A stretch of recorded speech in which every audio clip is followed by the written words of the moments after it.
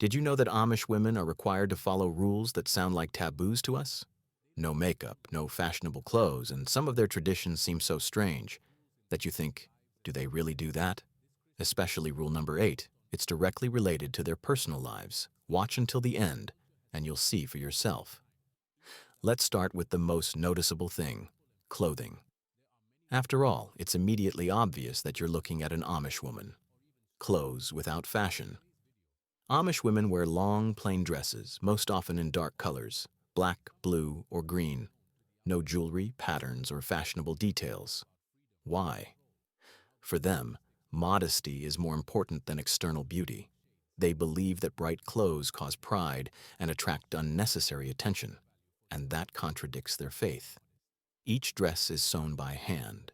Girls are usually taught to sew from childhood so that they can make clothes for themselves, their husbands, and their children. Buying a dress in a store means breaking with tradition. Interestingly, women do not have the concept of an evening or holiday dress. They wear their best dress to church or a wedding, and then wear it for many years to come. As a result, the clothes look strict and identical. But this is precisely what Amish women see as a symbol of purity and humility. No buttons. Yes, you heard right. Buttons are forbidden for Amish women. In their culture, they are considered a symbol of military uniform and even a hint of pride. This means they are too provocative. Instead of buttons, women use pins or small hooks. It's inconvenient, but this is where their modesty comes in. Clothes should be practical, not pretty. Just think about it. Even the simplest things in their world can be seen as a dangerous temptation. That's why Amish women would never wear a dress with buttons, even if it would be easier to sew. In our world, we don't even think about how we fasten our clothes. But for them, it is part of their religion and a strict order that cannot be broken. Makeup is forbidden. In the Amish world, women are not allowed to use cosmetics. No lipstick, eyeshadow, or even simple cream. The reason is simple. Decorating oneself is considered a manifestation of pride, and pride is a sin that can destroy the community. Imagine a girl who grew up among the Amish. Not a single day in her life has she seen a mirror with cosmetics, painted her lips, or lined her eyes.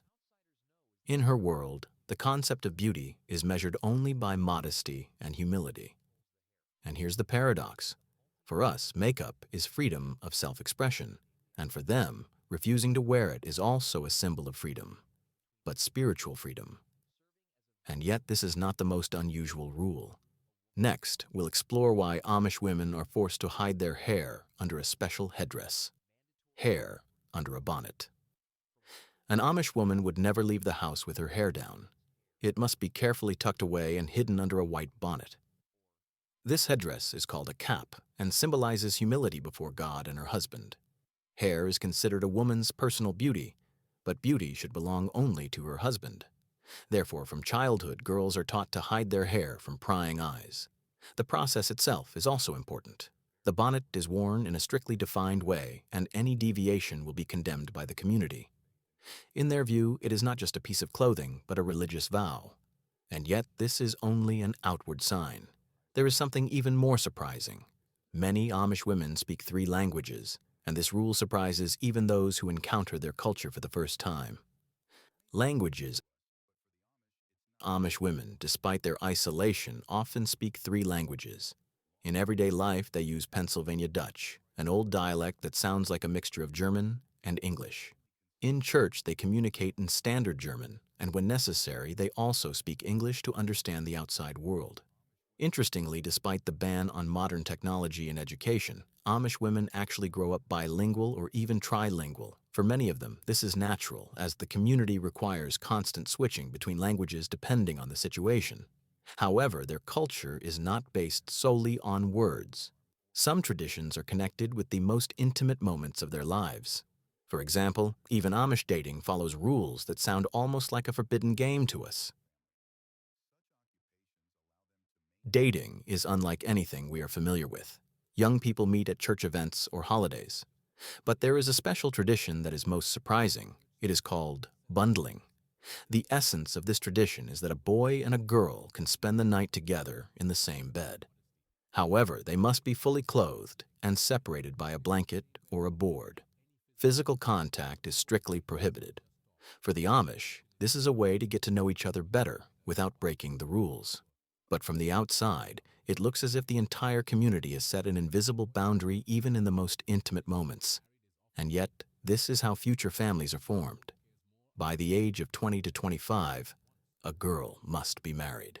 But what happens next is much more serious because marriage among the Amish is irreversible. For Amish women, marriage is not just a personal decision, but a sacred vow that cannot be broken. Girls usually marry between the ages of 20 and 25. Divorce is impossible in their culture, and remarriage is not allowed under any circumstances. The wedding is modest, without luxury or decorations. However, it lasts a whole day and brings the entire community together. After the wedding, the woman fully assumes the role of wife and homemaker, devoting her life to her family and community. Interestingly, they do not have the usual white wedding dress. Instead, a special outfit is used, which then serves the woman throughout her life. And this is where one of the most unusual traditions, rarely known to outsiders, lies. Wedding dresses. Unlike the rest of the world, where brides wear white dresses, Amish women choose completely different colors, most often blue or purple. For them, a white dress is a sign of pride and excessive luxury. But that's not the most surprising thing. A woman wears this wedding dress not for one day, but for her entire life. After the wedding, it becomes her best dress. She wears it to church, to special events, and even on her final journey. Imagine, the dress a girl wears to get married stays with her until she dies. It's a symbol of loyalty, constancy, and a complete rejection of change.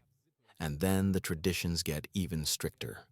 After all, Amish women are deprived of what we consider to be everyday conveniences, electricity, and household appliances.